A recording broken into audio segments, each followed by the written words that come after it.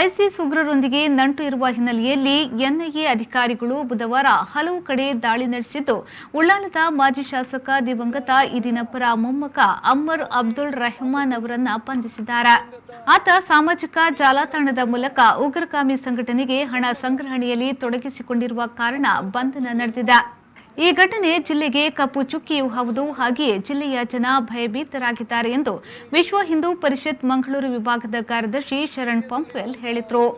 ಅವರು ತೊಕ್ಕೊಟ್ಟಿನಲ್ಲಿ ಸುದ್ದಿಗೋಷ್ಠಿ ನಡೆಸಿ ಮಾತನಾಡಿ, ಐಸಿಸ್ ನಂಟಿನ ಕಾರಣದಿಂದಾಗಿ ಎನ್ಐಎಯಿಂದ ಬಂಧಿತನಾದ ಉಳ್ಳಾಲದ ಬಾಷಾ ಕುಟುಂಬದ ಅಮರ್ ಅಬ್ದುಲ್ ರೆಹಮಾನ್ ನಂತಹ ಹಲವು ಯುವಕರು ಐಸಿಸ್ನೊಂದಿಗೆ ನಂಟು ಇರಬಹುದು ಎಂದು ಸಂಶಯಿಸಿದ ಅವರು, ಜಿಲ್ಲೆ ಹಾಗೂ ಕರಾವಳಿಯ ಕೇಂದ್ರ ಸ್ಥಾನವಾದ ಮಂಗಳೂರಿನಲ್ಲಿ ಎನ್ಐಎ ಶಾಶ್ವತ ಕಚೇರಿ ಹಾಗೂ ಸೇನಾ ನೆಲೆ ತೆರೆಯಲು ಆಗ್ರಹಿಸಿದರು.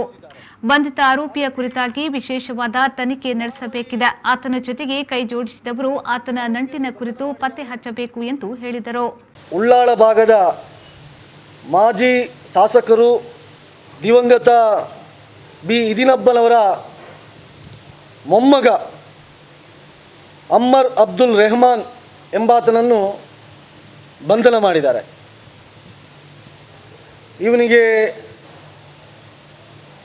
ಸಿರಿಯಾದಲ್ಲಿರುವಂಥ ಉಗ್ರಗಾಮಿಗಳೊಂದಿಗೆ ಇವನಿಗೆ ಸಂಪರ್ಕ ಇತ್ತು. ಅಷ್ಟು ಮಾತ್ರ ಅಲ್ಲ, ಸಾಮಾಜಿಕ ಜಾಲತಾಣಗಳನ್ನು ಬಳಸಿ ಉಗ್ರಗಾಮಿ ಚಟುವಟಿಕೆಗೋಸ್ಕರ ಹಣವನ್ನು ಸಂಗ್ರಹಿಸುತ್ತಿದ್ದ ಎಂಬ ಆರೋಪದ ಮೇಲೆ ಇವತ್ತು ಇವನನ್ನು ಬಂಧಿಸಿದ್ದಾರೆ. ಹಾಗಾಗಿ ಯಾವ ಈ ಆರೋಪಿಯನ್ನು ಬಂಧನ ಮಾಡಿದ್ದಾರೆ,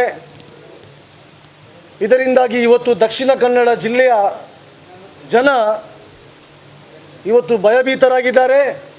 ಇವತ್ತು ದಕ್ಷಿಣ ಕನ್ನಡ ಜಿಲ್ಲೆಗೆ ಒಂದು ಕಪ್ಪು ಚುಕ್ಕೆಯಾಗಿದೆ.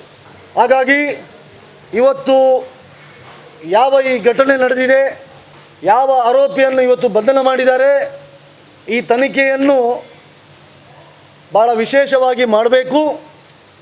ಅಷ್ಟು ಮಾತ್ರ ಅಲ್ಲ, ಇದರ ಹಿಂದೆ ಯಾರೆಲ್ಲ ಇವನಿಗೆ ಕೈ ಜೋಡಿಸಿದ್ದಾರೆ, ಯಾರೆಲ್ಲ ಇವರೊಂದಿಗೆ ನಂಟು ಇದೆ ಅಂಥವರನ್ನೆಲ್ಲರನ್ನು ಪತ್ತೆ ಹಚ್ಚಬೇಕು ಎಂದೇಳಿ ವಿಶ್ವ ಹಿಂದೂ ಪರಿಷತ್ ಈ ಪತ್ರಿಕಾಗೋಷ್ಠಿಯಲ್ಲಿ ನಾವು ಕೇಂದ್ರ ಸರ್ಕಾರವನ್ನು ಆಗ್ರಹವನ್ನು ಮಾಡ್ತಾಯಿದ್ದೀವಿ.